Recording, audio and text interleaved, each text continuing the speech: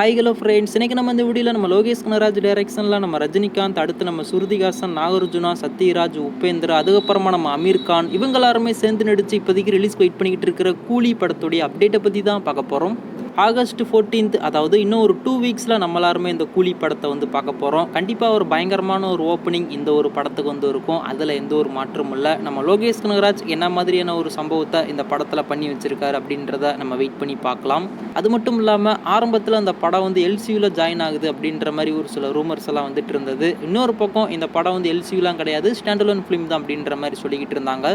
நம்மளுமே எதை வந்து நம்புறது அப்படின்ற மாதிரி ஒரு குழப்பத்தில் இருந்தோம். அதுக்கு நம்ம லோகேஷ் கனகராஜ் இப்போதைக்கு ஒரு கிளியரான ஒரு ஆன்சர் வந்து கொடுத்துருக்காரு. அதாவது இந்த கூலி படம் வந்து எல்சியூ அப்படின்ற அந்த யூனிவர்ஸ்குள்ளே வந்து வரப்போகிறதுல முழுக்க நம்ம ரஜினிகாந்துக்காக மட்டுமே எடுத்த ஒரு ஸ்டாண்டலோன் ஃபிலிம் தான் அப்படின்ற மாதிரி நம்ம லோகேஷ் கனகராஜ் அவரே இப்போதைக்கு அஃபீஷியலாக சொல்லியிருக்காரு.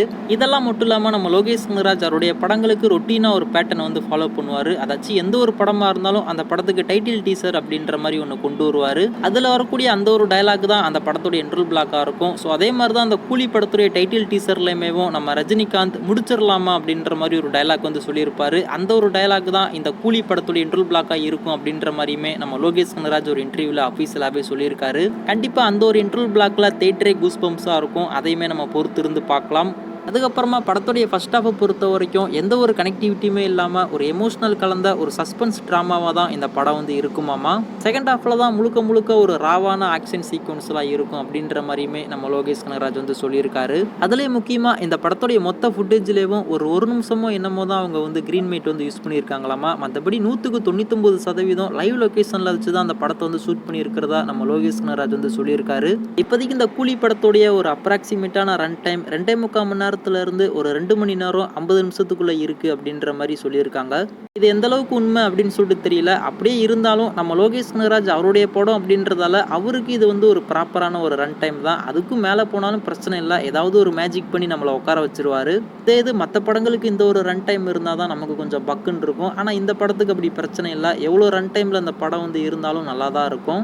இந்த கூலி படத்தை சென்சார் பண்ணி முடிச்சதுக்கு அப்புறம் தான் நமக்கு முழுசாக தெரிய வரும் இந்த படம் வந்து என்ன ரன் டைமில் இருக்குது அப்படின்னு சொல்லிட்டு. இதில் குறிப்பாக நம்ம லோகேஷ் கனகராஜ் அவருடைய படங்களில் ரொம்பவுமே பயங்கரமாக இருக்கிற வைலன்ஸ் சீக்வன்ஸ், அடுத்து ரத்தம் தெரிக்கிற மாதிரியான காட்சிகள், அடுத்து பேட் வேர்ட்ஸ் இதெல்லாமே கொஞ்சம் ஓவர் டோஸாக தான் இருக்கும். அது எல்லாத்தையுமே சென்சாரில் கட் பண்ணி மீட் பண்ணி தான் நமக்கு கொண்டு வர போகிறாங்க. அது எல்லாத்தையுமே சென்சார் பண்ணி முடிச்சதுக்கு அப்புறமா நம்ம 1 by 1 பார்த்துக்கலாம். அடுத்த வாரம் தான் அந்த கூலி படத்தை சென்சாருக்கு அனுப்பி வைக்க போகிறாங்களாமா. அதில் தெரிஞ்சிடும் இந்த படம் வந்து எவ்வளோ ரன் டைமில் இருக்குது, இந்த படத்தில் என்னென்ன வேர்ட்ஸ்லாம் மீட் பண்ணியிருக்காங்க, என்னென்ன சீன்ஸ்லாம் கட் பண்ணியிருக்காங்க அப்படின்னு சொல்லிட்டு.